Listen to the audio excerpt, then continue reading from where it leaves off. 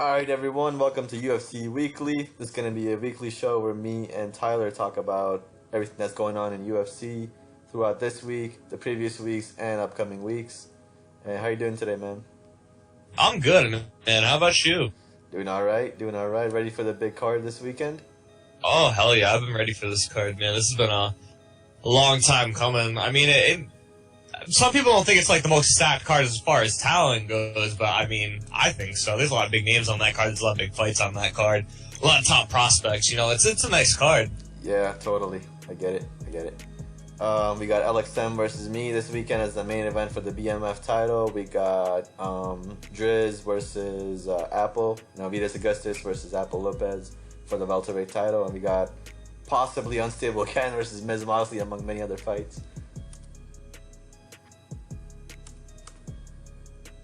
Hello? Yeah, man. I'm sorry. Yeah, you are. I thought you were gonna. You are I gone. thought you were gonna. You are gone. Listen, gone. for all the viewers, disclaimer. I smoke a lot of weed, so I'm generally baked on a lot of these podcasts. So bear with me. Yeah. I'm I'm pretty sure they're gonna get used to it while they're watching. I've been used to it for a long ass time, so yeah. I'm just not used to it in a recording setting. But in general, it happens all the fucking time. So let's talk about UFC England. It just happened. Yeah, man. It was actually a really good card. It was a really good card. Yeah, I really enjoyed the Moweight fight. I wasn't there for the main event, but it was good. Yeah, I heard it was good. Some of the prelim fights were really good. There were a lot of decision fights, not many knockouts, but that's kind of a trend going into 2020, honestly. Like, I kind of like some of the decision fights, so I like the fact that it's harder and you gotta have more grinding fights and figure out your opponent. That just means people are getting better. Yeah, exactly. People are starting to learn how to pace themselves in fights, and that's what we want to see. We just don't want to see people just going in directly for knockouts and just that coming back to bite them in the ass and they get knocked out, and then, yeah. I mean, let's start with the first fight, though. Matt Udums defeats Christian Zane by Dr. Stoppage 26 seconds into the third round. Dr. Stoppage, what happened there? This man did not disconnect. This man straight up left the game because he was on red health. Oh, yeah, that's the forfeit one. Yeah. Yeah, that was a forfeit. He forfeited. I said Dr. Stoppage because we kept saying he broke his hand. That's pathetic. He broke his clean. So we said, you broke your hand, we gotta wave it off. That's a pathetic display from him to just rage quit. He was winning the second round, too. Yeah. That's the funny part. He had 2 rounds. The Matt Udums guy needed the fucking third round to knock him out, I'm pretty sure, and he fucking did. He was about to. It's crazy. That's just retarded. I guess the guy didn't realize that we actually base fights off of how you're doing in a round and not just a knockout. Yeah. It's probably what he was thinking. A lot of these guys that we do bring in, they don't actually watch the sport. They just come in and they expect it to be like, clean row wrestling. They just try to go for strikes, and yeah, it doesn't work out. You get knocked out. You get grappled. Yeah. All right, next fight. What we got? Steph Carwin defeats Bork Laser, aka Voice Lesnar, 59 seconds in round 1. I wasn't there for the fight, but I heard he just straight up starched to this dude. Oh, Lord. Yeah, for sure. And Voice beat Steph twice, so for Steph to fucking starch him, that's crazy. Yeah. Actually, I'm looking at this card right now. Why does it say Fight Night 27? God damn it. That is what it is. Fight Night 27, UFC England. Oh, okay. So, I got it. All right. So, round 1 knockout, Moweight, but that's part of the mobile-weight tournament, obviously. And then we got Blocks Joe versus Red Hot. This one was a very big fight. That was clear cut. I said somebody had to win, and somebody did win. Somebody had to win. And the interesting story behind this fight is that both these guys going in were winless, obviously, right? 0-7. Both were 0-7, or? Yeah.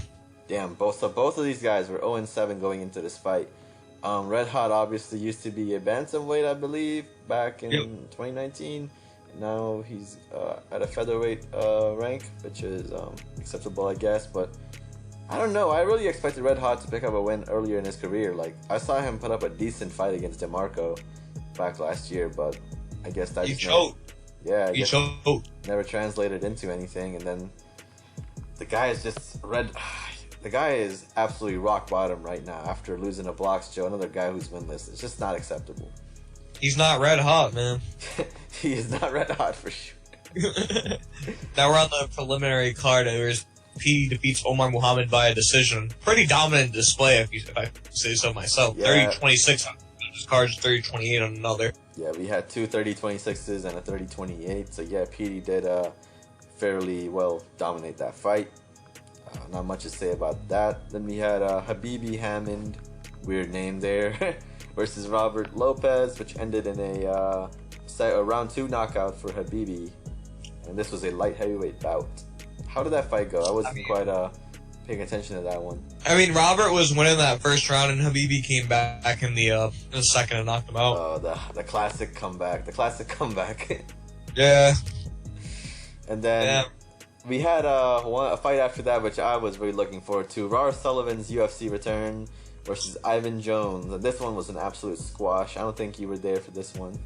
No, I wasn't. Yeah, Ivan Jones got ate up. I think he was like in WASD or something. He didn't even know how to fight, and yeah, Rar Sullivan ate him up. It would have been even quicker, but the referee stopped the fight the first time because of a suck call. And then when it restarted, Rars had a little bit of trouble finishing him, but eventually, yeah, a minute and 10 seconds in, he did. So that's a good little... Yeah. That's the same amount of time that Unstable Ken has in the octagon. Yeah, probably about there. Unstable Ken being... No, it is. No, it is. Oh my god. Yeah, Unstable Ken obviously being one of our Sullivan's former victims, and now Sullivan is 2-2. Actually, no, that's when he got beaten by Rudy. 110. Rars beat him in 110, yeah. And Sage beat him in like a minute, right? So like probably. No, Sage beat him in 30 seconds. Oh, that's even worse. Good lord. Something like that, yeah, it was bad. Alright, anyways, next we had Nate Diaz, who has been voted the 2020 upcoming prospect of the year for UFC, versus Xavier Iden. This was a catchweight bout. So what's these guys' weights like? Nate's a welterweight and Xavier Iden's a middleweight. Yeah. Got it. So yeah, Nate Diaz, of course, voted the prospect of the year. That guy is really good from having watched him train with him a little bit. He won round 1, 48 seconds in. Not much to say about that. Bright future for this guy, obviously. Of course, then we had Chase Ryder defeat Shane Leon via decision, 30-28, 30-27 on 2 judges' cards. I mean, wasn't the most entertaining fight after round 1, but it was pretty technical. Yeah, round 1 we saw a lot of brawling, but then these guys kind of started pacing themselves. And I was saying during the card that this fight might have been a wake-up call for these guys, because it kind of taught them how to pace themselves. You know, after that first round, they realized that, hey, this is how we pace ourselves. Let's do this. And yeah, it's a good learning experience for both of them. I think both will benefit long-term from that fight. Now, the main card is what's the king of the knockouts, because we got spoiled. We got spoiled with so many good knockouts on this main card. The main card was awesome. Jam Killings defeats Adam Cart, 236 in the round 1. That was fucking crazy. I thought Adam almost had him at the start. Yeah, so Jam Killings, he's really good. I think he's 8-1. So is Adam. Yeah, both are decent, but Jam Killings kind of almost let this fight slip here. Like he was starting off the fight very dominant, like usual, like he did against Justice League and his other opponents. But then he let Adam come back into it a little bit later in the round, and then he finished the fight late in the first round, which is good. I mean, at least he didn't let it go to round 2. He just had the instinct to finish it in round 1, which is good, which is very good. I mean, yeah, man. As long as it finished, you never want to leave it to the judges. Yeah. Any first round knockout feels amazing. I haven't had one of those in like more than half a year, so first round knockouts ain't really much of a occurrence when you're this high up the card. But when I was down there competing, trying to be a contender, first round knockouts always felt very good. It's hard when you're breaking into the top 5. The higher you get up the card, the less often those are going to come around. You're not going to get many of those fights. You're going to have to please the judges most of the time. Before we get into... actually, I'll ask this after this fight. Okay. Anthony Quinn defeats Russ Slayer at minute 35 in round 1. Man, was this domination. He just pressured him. He just pressured him, and he fucking knocked him out. It was vicious. He sent him flying. Yeah, he sent him across the cage. Russ Slayer is very, very... He retired. Yeah. Did he retire after that? Yeah, well, not after that fight. He fought at 1 and then got fucking knocked out, and then he retired. Oh my god, yeah. He went from 13-7 to 13-9 in one day. The guy was on a terrible run of form. I'm pretty sure he'll be back eventually.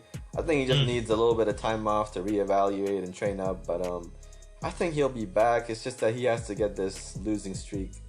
You know, he has to put this losing streak behind him because he is on a huge slump, and I want to see him succeed because he had some really good fights last summer. Yeah, he did.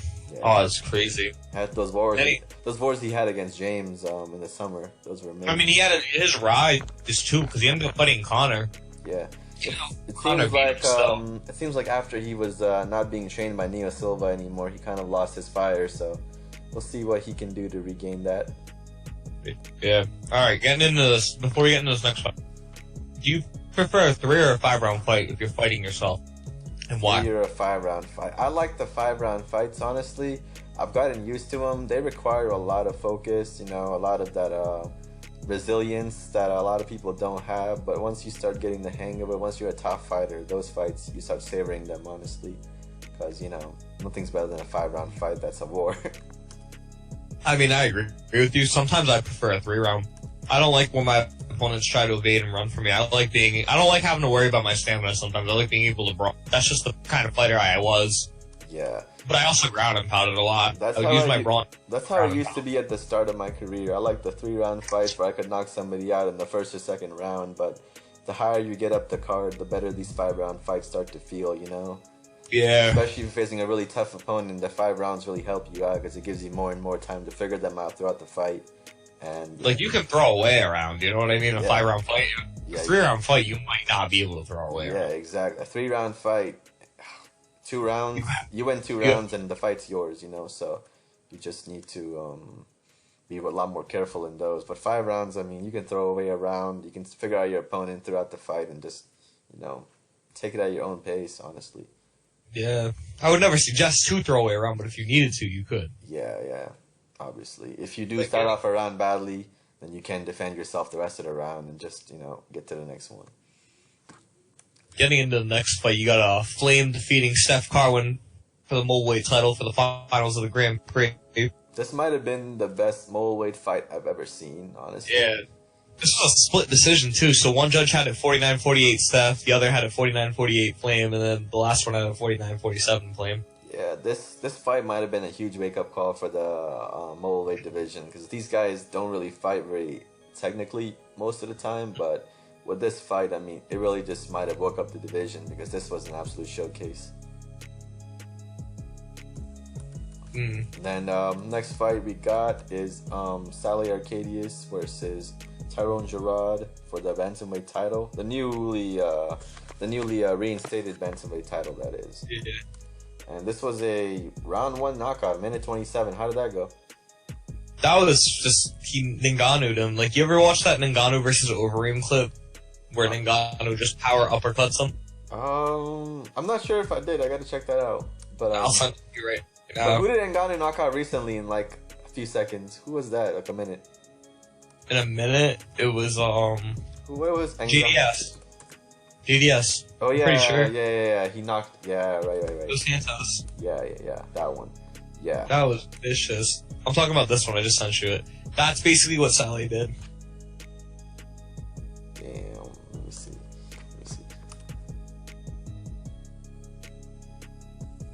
Damn. It was like that, dude. It was crazy. The striking power of Ngannou, good lord. Yeah, but Ngannou, I mean, Cain Velasquez, I'm fucking 26 seconds. Junior Dos Santos, a minute and 11 seconds. The guy's on a fucking run, and that's what Sally might be aiming for here as well, as he aims to get himself back in the picture in UFC after a few disappointing losses, obviously. Yeah, no. Sally is one of the most talented fighters I've ever seen, but the problem with him's always been attitude. He's always too cocky during fights, and if he can just knock that out of his system, he will be having a great 2020 for sure. Oh, yeah. I mean, dude, with El Capone talking about a return this year, I mean, could we finally get fucking Sega versus Capone in 2020? That'd be crazy. Oh, yeah, I would love to see that. Them two used to butt heads early in Sally's career. Yeah, for sure. Back when Sally wasn't as established, The wars he had with DeMarco and El Capone, I mean, those were some of the best in the bantamweight division ever. And then we had our main event, our quote-unquote main event, but wasn't actually the main event because Ross Garcia had to go early. We had David Thompson against Ross Garcia for the featherweight title, and this one ended round 1 via TKO, 59 seconds in. This was brutal, man. Ross Garcia looked totally out of it. He looked like a deer caught in headlights. He kind of froze up. Yeah, like he finally faced a real challenge, and that was too much for him. It was like it's not even. It didn't matter about the health at that point. It was, you knew Cubby was winning that fight, no matter the health difference. You knew just by how aggressive he was fighting. Yeah, he was just confident, man. It was very disrespectful if you think about it. Like, he just did not respect his striking. It felt like he just didn't respect it. Yeah, that was. He was like, I made an example. He basically what he said was like, I made an example out of Sally last fight. He said Ross was like Sally but worse, but watered down. Basically, is what he said. And he I mean, like, I'm not gonna say Ross is a bad fighter because Ross is not a bad fighter, but like Cubby kind of made a statement of reality if you think about it. Look how long Sally lasted compared to Ross. Yeah, but like nothing against him. Yeah, and Ross Garcia really should be doing better than that. He has been trained by some of the best people that I've ever fought against, such as Driz and Saleh, so he really should be doing better in a fight like that in such a big atmosphere, but he just he crumbled, man, and I want to see better from him going forward. Yeah, I do too, man. And we had the awards we gave out for this card were Fight of the Night went to Flame and Steph Carver in the Mulweight bout. The Mulweight title bout, of course. Knockout of the night, Saleh's knockout on Tyrone Gerard. As Tyler described to me, that one was brutal.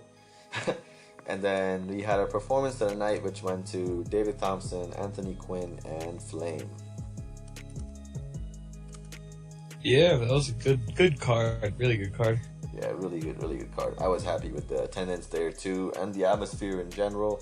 One thing we have to work on is like the crowd reactions. The crowd has to be more alive for the fights, like, especially the entrances. Like, oh yeah. I wish it was a little bit more like real wrestling crowds where we actually gave the fighters a good standing ovation as they're coming out, or even boo them. I mean, whatever. Just give the fighters.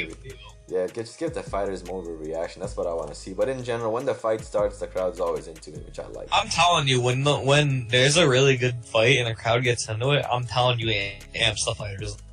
It's something else. Yeah, the atmosphere is unlike anything I've ever seen when there's a good fight going on. I've been in some of the best wars, and the crowd's always been into those. My fight against, all my fights against Durbin, actually. Well, the last 2 fights I had against Durbin, the crowd was insane. Fights I had against Neo, insane crowd. LXM fight, of course, and like, yeah, man, that's just the kind of atmosphere I look for, man. So I really wish that we can get more of that going forward from our people. Me too. Now let's get on to this UFC 16 card that I am so excited about, and I'm going to give it my full attention right now because I feel like I've been lacking right now. Yeah, I feel out of it. Yeah, for sure. So we're going to amp this shit up right now. So if you have not heard, I'm going to put you on blast right now. Yes, Raheem, it is a promo. UFC 16, Saturday, January 11th. Yes, this Saturday, 8 p.m. Eastern, live in the T-Mobile Arena in Paradise, Nevada. Lombardio versus Raheem De Niro to declare who the baddest motherfucker in the game is in the main event. Let's get through this card, though. This is going to be a stacked card from bottom to top. Yes, sir. Let's get through this, though, Raheem. Nate Diaz versus... Evans or Rafa. Evans or Rafa. Welterweight bout, non-title. This is Nate Diaz is now 3 or 4-1. Evan is making his debut. Yeah. I think Nate Diaz is gonna just run through this one, honestly. Oh yeah. That's a win for him, man. Yeah, I just don't think he's gonna stumble in that one. Alright. Anyway. Next up, you got the flyweight. Yeah. Daphne Dilemma versus Victoria. Daphne being 4-2. Victoria making her UFC debut. Oh, I feel like on paper, I don't see Caliente or Daphne Dilemma around that often, but it seems that she has an interest in the sport. So I mean, I hope she just shows up. I hope she does show up. I mean, and I think she's gonna get the win as long as she shows up. Yeah, I know. Next, we've got Fred Cooper Jr. taking on the mobile weight debuting Luke Moxley. These guys wanted to fight each other, right? That was the thing? Yeah, that was the thing. They wanted to fight each other. Fred is 1-3. Luke not made his debut yet. I think the debutant is going to win. Luke Moxley, I think he's going to pick up the win here and give Fred Cooper his fourth loss. I mean, Fred's only win is against Modern, who's 8-2. And Fred only lost to PC people before that, so... So, Yeah, I don't know. I like to go with the opposite of you sometimes. I think I'm going to go with Luke. You're going to go with who? Luke? Yeah, Luke. I'm going to go with Luke. Alright. Debutant's going to get the win there. Then the next one is one I'm really looking forward to. Colby Covington versus Slots. Slots is like 3-1 now, I think, and Colby's like 4-1 now. Did Colby's fought that many times in the last week or so? Yeah, he's fought at Pride. Good lord. Yeah, Colby. He just beat Jam. Oh, really? At Pride, yeah, he beat Jam by decision. God damn, alright, yeah. I was gonna say Colby was gonna win anyway because I like the guy in general. It just seems like he's picking up steam at the right time. So I think Colby's gonna get himself his 5th win in the last whatever many months. I think like all his wins have come recently. So this is his second UFC fight. So his second UFC fight, and if he wins, he's gonna be 5-1. So I think he's gonna pick this up, man. I think Colby's got a bright future in the welterweight division. Then we've got, I believe, the 2-0 Austin Jones taking on Jacob Sigdunson. Who's 0-0? Yep. Austin Jones. I mean, Austin Jones struggled to put away Chris Kashi, who is a high-ranked opponent for heavyweight, so... But he did put him away, didn't he? He did, no, decision. Yeah. So, I mean, yeah, Chris Kashi really ain't that bad either. Chris Kashi's actually a decent guy, you know? He got a few decent wins over the summer against, like, J Extreme and whoever else he fought. So, I mean, yeah. I think Austin Jones, with that momentum, is going to pick up this win, too. Now we got Anthony Quinn, who is 7-3 or 8-3 with 1 no contest, taking on Forestville, who is 3-7 or 3-8. Yes, I mean, I believe Anthony Quinn is on a roll in the UFC, knocking people out. He has 2 back-to-back knockouts over 2 UFC veterans in Dan Hooker and Rustler. Yeah, the win he had against Rustler really made a huge statement. So I think Anthony Quinn... He dominated Dan Hooker in that fight until round 3. He dominated him for 2 rounds. Yeah, I think Quinn's just going to keep his winning ways up. There's just no doubt about it in my mind. I think he's on his way to a title. Yeah. I think he's on his way to a title shot eventually after this. After this Apple and Driss fight, I think Quinn might be one of the next contenders. I don't know. I think he's got to go through either Askren or Tony Whitaker. You know? Yeah. All right. Now on to some fights that I'm looking forward to personally. We got Leonard Porzingis, aka Lenny, versus John De Niro. I'm gonna go with Leonard. John De Niro. Oh my god. I don't know why he changed his name to that, but whatever. They both have 7 fights. Well, John has 8, but one's no contest. Yeah. John 3-3, 4-1 no contest. Lenny is 5. Is it 5-2? Yeah. He's 5-2-0. Yeah. Lenny is just more of a skilled fighter than John. I mean, John really hasn't gotten the grasp of grappling yet, while Lenny did somewhat get the grasp of it last summer. So I think Lenny's just gonna get himself his 6th win and move himself a little bit further in the featherweight division. I feel like he's going to add some diversity to the featherweight division that it needs, because they need some more talent going through. They have Yair Rodriguez, Mac Nareski, Anton Ross, but like we need some more fresh talent. Lenny has the potential to be something special. He's already a really good striker, and if he keeps working on his grappling a little bit more, I mean, the sky's the limit for Lenny. That could be a future contender for Cubby. Yeah, and then the prelim main event, you got James Rockhold versus Jack Ridge.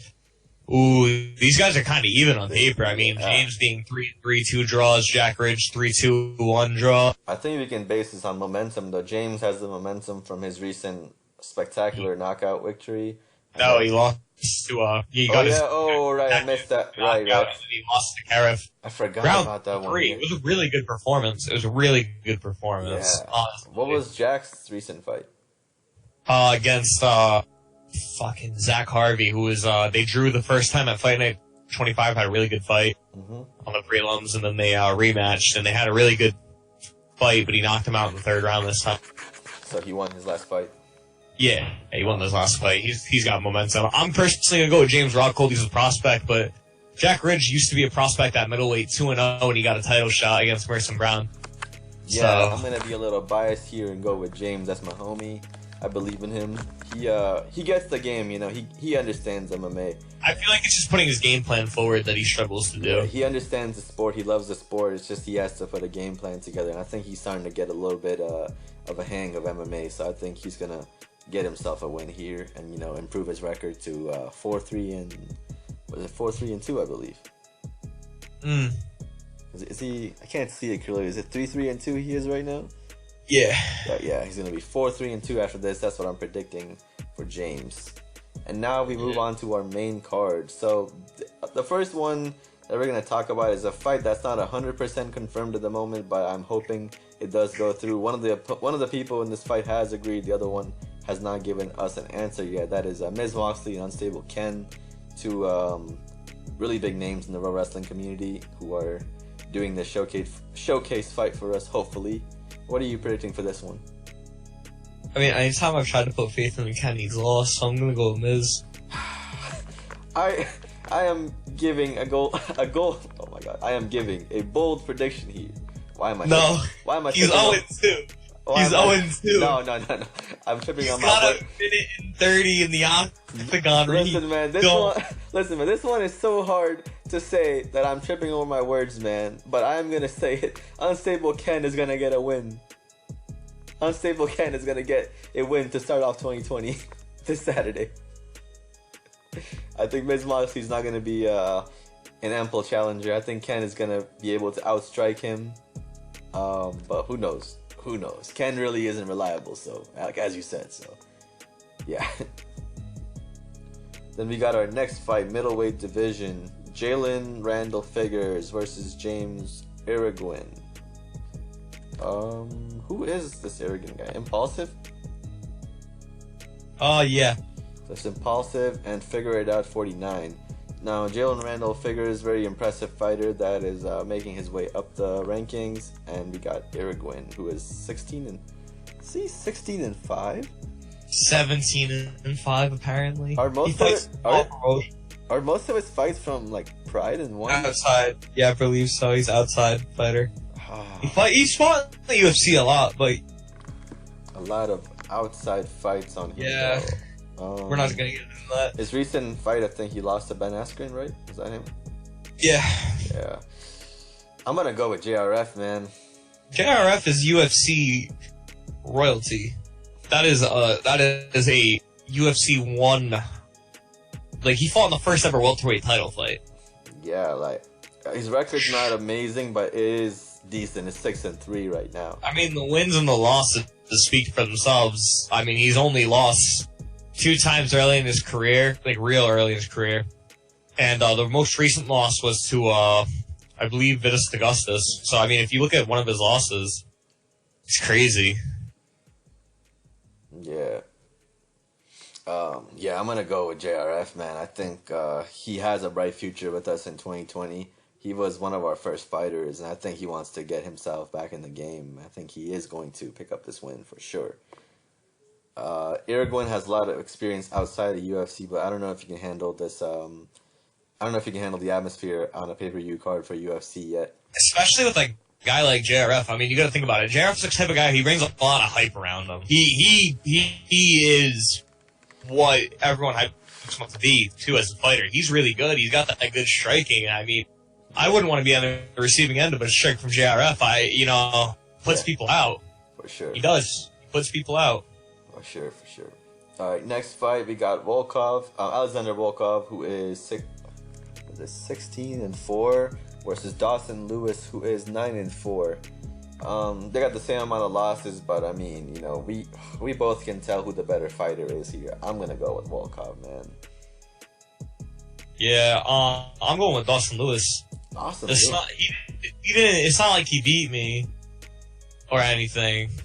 But yeah, I'm gonna I'm gonna go with him. You're gonna go with Dawson Lewis. All right, bold prediction there. I haven't seen anything special from Lewis before, but I mean, maybe he's improved. His record does look somewhat decent, so hey, I mean, I'll give him the benefit of the doubt. But I think Volkov is gonna live up to his hype and win this one. Next, now we got our last 5 fights that we got to talk about, and these are all really big fights. Tams King versus Neo Silva, first of all. Bro, Neo Silva. I'm going with Tams King. I'm going with Tams King too, man. I believe that Neo Silva is kind of overrated, man. Like, I'll be honest. I don't care if he's listening to this, man. I just find him kind of overrated, man. At least in this era of UFC, I feel like he is severely overrated. I'm gonna go with Tams, man. I'm going with Tams, and I'm looking forward to the argument with Neo later when he watches this video.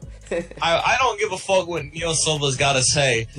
We all know who the real winner was. It was me. I knocked him out. Fuck Neo Silva. Fuck what he's got to say. It's gonna be 16-7, and that man can finally retire. Yes, like everyone's wanted him to. Your jaw is glass. Please retire. I like Neo, man. I want him to stay in the UFC, but he really needs to train up more. He needs to change his style. The only fight that interests me is either he fights Gus or Terrorbird next. Yeah. And I want Brock to fight him. I really do. I want to see an end of that. They're 1-1. I want to see an end. Yeah, I do want to see those two fight again. But Neo, I mean, can he put away Tams King first? Don't think so. Tams King is a smart ass fighter, man. I mean, I feel like that Brock fight works no matter what Neo looks like on his record or his career, because that, considering he beat Brock in the last outing, Brock needs to get his win back if he ever came back. You know what I mean? It's like one of them scenarios. Yeah, Brock needs to get his win back, and then Neo also has a chance to put him away for good, basically. So, yeah, that's something to look out for going into the rest of 2020. Then we got our next fight. It's a heavyweight bout between Alexander Gustafsson and Brian Long. Gustafsson is 18-6, I believe, or 19-6 with 1 no contest, and Brian Long is 17-4 and 1 no contest. Brian Long, of course, making his way up to heavyweight after a stint as Conor McGregor in the lightweight division. And yeah, we already talked about this earlier, man. We both want Gus to lose, and I think Gus will lose to Brian Long. I mean, I wouldn't say want. I don't think we got to put me in the same category as what you want. I just like Brian Long. He's trying to act nice for the. He's trying to act nice for the video. I don't act nice. I don't act nice for cameras. I don't. Listen, I don't need to put on a fake persona like half of these motherfuckers to sell fights. I'll tell you how it is. Listen. Get knocked out in a fight with a striker, you go into a fight with another striker. I mean, yeah, that's what I was gonna say. He lost to one amazing striker. That's the reason why I chose Brian. Is Brian's a decorated striker. Yeah, he's a decorated striker, and he only lost to the best of the best. Yeah, for sure. And he's had like 2 losses to Driz, a loss to me, and his other one, I don't know who it was to. Forgot. Yeah. Wasn't UFC. It probably wasn't UFC. But yeah, he has a really good UFC record, which is why I'm gonna go with Brian Long. I don't think Gustafsson is ready to make the step up to the top of the heavyweight division or even light heavyweight. In my opinion, Gus is also severely overrated, just like Neo Silva. So yeah, I'm going with Brian Long. Now we get the next bout, the bout that I'm looking forward to. I'm not sure. I'll be honest, man. I am looking forward to this one, but at the same time, I'm not. Because every time these two guys fight, it's always a snooze fest and someone gets pissed off. And I'm seriously tired of seeing these guys fight. They're going to do the same shit over and over again, man. Like, every time they fight it, whether it's at UFC or Bellator or anywhere, these guys always stir up one of the most controversial fights ever. Like, either Merson complains about lag, or DeMarcus just is boring as hell, but I know that with DeMarcus' new fighting style, where he is focusing more on striking, this could be a really good fight, you know?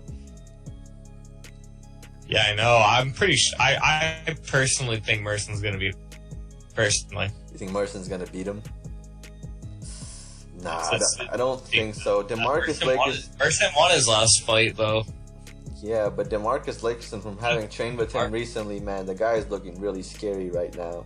He's been able to go head to head with me in striking and actually outstrike me on many occasions in the gym recently. So I think he's got the grasp on striking now, and with his already extensive knowledge of grappling, I don't think anyone can stop Lakerson right now, beside maybe Vitas Augustus, but of course not even close to each other in divisions right now. So yeah, that's a fight for the future that I would love to see, Driz versus Lakerson. But right now, Lakerson, in my opinion, is the best middleweight. I think it's a massacre you'd see if you ever got that fight. Oh no, man, Lakerson's really good. I think Driz would put his lights out. Maybe so, man. Driz is the greatest fighter to fight in this era right now. I'm telling you. Yeah, I would say so. The LXM of this era. Yeah. This is the Michael Manchester of this era. That is Driz. He is the both of them into one. He is the, like, I'm not like overhyping him. This dude is just that good when he's fought in the cage. He beats you. He beats you. If he don't beat you the first time, he's gonna beat the shit out of you the second time. Look what he did to Sally the first compared to the second. Look what he did to Sally. He fucked him up in the second fight compared to the first. Yeah, he's a first killer, man. The second fight, all three fights with Connor. He lost the first one. Beats the shit out of him in the last two. Yeah, for sure. I would love to see the fight, honestly, because I think that with Lakerson's new fighting style, he can compete with just about anybody. But I haven't even seen Driz at his peak potential yet. I think he's still got a long way to go. It's like some of his fights, he doesn't even try, he still knocks you out. So you never know. I mean, Driz is a monster. He's still got a lot more show. So maybe you are right. Speaking of Driz, though, we got Vitas Augustus, aka Driz, versus Apple Lopez in our co-main event for the welterweight title. Apple's welterweight title. What do you say about this one? Knockout. Driz. Vitas Augustus. Yeah, I'm gonna go with round 2 knockout, Vitas Augustus. Kind of unfair to Apple, possibly, but I think Driz is just that damn good, and Apple still has a long way to go in improving, even though he's got some big wins over the summer. But yeah, Vitas Augustus, round 2 or round 3 knockout is what I'm going for. Alright, and to finish off, let's talk about the main event. Raheem De Niro versus Liliardio, BMF title. I don't need to comment on this one since I'm in it, but what do you think? I'm gonna have a full fucking breakdown of this fight right here. Alright, bet. This is a fight I want to talk about for a bit. Alright, so you have two different contrasting fighting styles. You see, you're more well-rounded, like Michael, but you're not as technical as Michael can be. Mm-hmm. Like, you can grapple now, but you're not as good a grappler as Michael can be. Mm-hmm.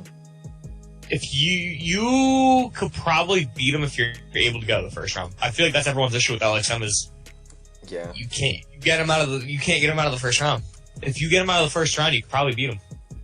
He's a very striking heavy who can grapple, but he likes to stand up. He likes to. If you can grapple him a bit and ground and pound him and keep him isolated, you beat him. But if he gets a hold of you, it's that. You're done. You're done. There's no escape. And that's what happened in the first fight. You can't let that same mistake happen, you know what I mean? And that's just, the longer the fight goes, the more it favors you. Because no one knows if LXM's got a guy. He's never gone past the second round. He only went to the second round once in his career. Yeah. It's kind of crazy, you know what I mean? Yeah. And that's true, man. LXM's never been past the second round. He knocked me out the first round, first time we fought back in November 2018, I believe, or December, whatever it was. He knocked me out cold, man. Destroyed me. I was really inexperienced at that time, but now I feel like I've got the experience to pull it off. So let's see. I mean, I'm going to put in a decent training camp this week and see what I can do with that on Saturday. Oh, yeah. You know what? I'd like to speak on some fucking upcoming fights that have been booked recently. So we're going to start with the most recent fight. So we've got Mac Nareski versus Yair Rodriguez, 2 booked for Fight Night 28. What do you think about that battle? That's the second fight. The first time Mac beat him on UFC England, the first one. I think Yair Rodriguez is going to pick up the win in this one. He needs So does Mac. He needs to pick up momentum more than Mac, in my opinion. Yair Rodriguez has not been the same since losing to Conor, man. He's had 2 losses to Conor, actually, so, I mean, he needs this, man. He puts in more work than Mac, and I think it's going to pay off for him. We'll see. I'm gonna go with Mac myself, though. We got Flame versus PD Mobile title bout, 5 rounds, UFC Ireland on February 1st. I'm gonna go with Flame. From what I saw in him in the first fight, he is a breath of fresh air for the middleweight division, which is... I mean, I saw PD beat Boyce pretty badly and won, but he's only 3-0, 4-0. I think the experience from Flame is gonna get a hold of PD. You know, PD's only fought in the octagon once compared to Flame. Yeah. You know, I think he's got to get a grasp of how, like, an octagon fight works. There's nothing like the UFC. There's nothing like the atmosphere of the UFC. Nothing compares. You know what I mean? Yeah, once you're in that octagon, it's like nothing else. I'm not, yeah. But yeah, that's one of the fights we've booked recently, along with, of course, Jameis versus Jam Killings for the light heavyweight title bout. For the light heavyweight title for Fight Night 28.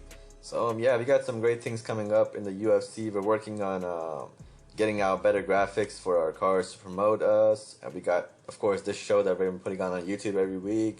We've got a lot more stuff. I mean, we're on the trajectory up, and nothing's stopping us. So, I mean, that's all we got tonight, man. I gotta go do some stuff. Right. So do you for sure. So, yeah, thank you guys. This is gonna be on YouTube very shortly. And yeah, peace out. See you.